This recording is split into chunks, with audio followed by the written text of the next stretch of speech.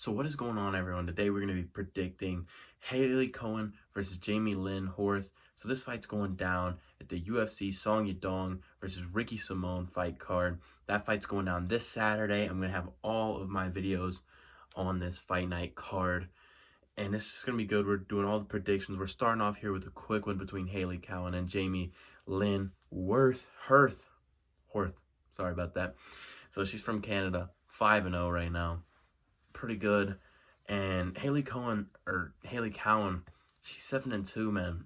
And this is looking like it's gonna be shaping up to be a good fight.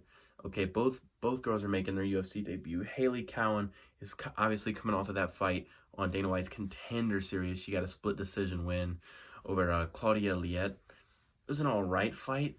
Claudia Liet is actually not that bad of a fighter herself. I think she was 7-1 at that time as well. So obviously not a can, and she fought out of the LFA. All her fights were in the LFA, which is obviously a very good promotion. A lot of UFC fighters come out of the LFA. This is, these are two flyweights that are both moving up here to fight at bantamweight. And for Jamey-Lyn Horth, it's just, 5 fights in a row, man. In a women's MMA, man, that's hard to come by. 5 fights, all 5 fights finishes. So I think I have to go with Jamey-Lyn Horth. Now, she's 33 years old. Hailey Cowan is 31 years old. Both girls are making their UFC debut, both on the older side. But again, that's not as big of a deal, I will say, in women's MMA. It feels like the older fighters are never too bad in women's MMA. And for Jamey-Lyn Horth, man, she's the former LFA champion. Probably not that many names that you would recognize on her resume, but she did win the LFA Flyweight World Championship. So, she had to fight some competition to get that belt in the LFA, and she's never lost, man. She's never lost. So this was a fight that probably could have gone down in LFA, to be honest, and I think they were aware of each other in the LFA. And, if you look at Hailey Cowan, she has 2 losses, right? So I'm looking here, I think her last loss was to Kelly Clayton, and that's just not a great loss to have. That was one fight before she went to Invicta, and she went into Invicta and fought Monica Franco, and then, fought on the Contender Series, got a split decision win. If you haven't seen that fight, Dana was pretty reluctant to give her a contract after that fight because it was not the most impressive performance, let's just be honest. But I'm excited for both girls' UFC debuts. I really am. I think both of them have a future in the UFC divisions and the women's division, especially, I think Hailey Cowan might go back down to flyweight. For Jamey-Lyn Horth, I think she's going to stay at women's bantamweight. So, I don't want to assume that, but I just think that that's how it's going to go. And, the losses for Hailey Cowan, she's been in there with bigger names, and that's probably the one thing. Well, I wouldn't say she's been in there with bigger names. I'd say she's been in there with some people that then went on to do a little bit more in the UFC.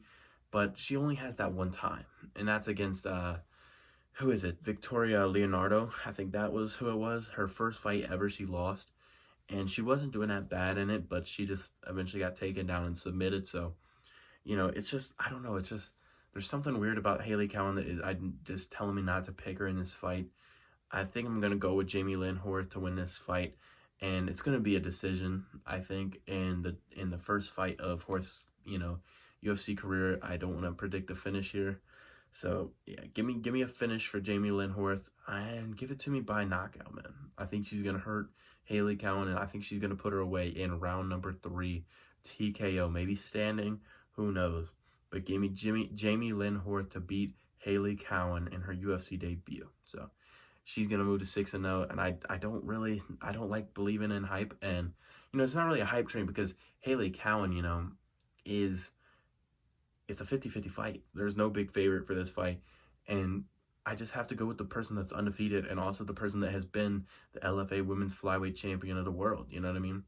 Hailey Cowan just doesn't have that. The resume might be a little bit more impressive, maybe some of the names, but you just can't tell me that some of her wins, like Jessica Middleton was 5-7. Sarah Click was 2-3. You know what I mean? Her second win against Shaw Whittington she's 0-6.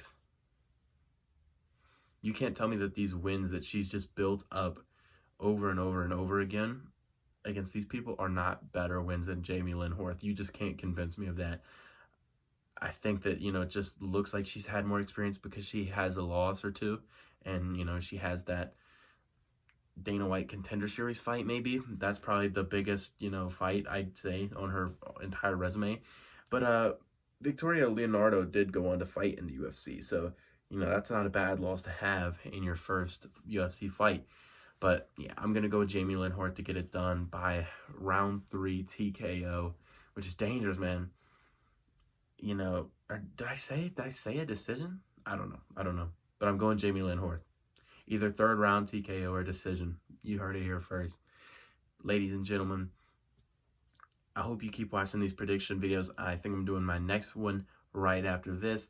Stay tuned though all week because you're going to see every prediction from Hailey Cowan versus Jamey-Lyn Horth all the way up to Ricky Simone versus Song Yadong. So everybody keep watching. Stay tuned. It will all be in the Simone versus Song Yadong playlist. So can't wait.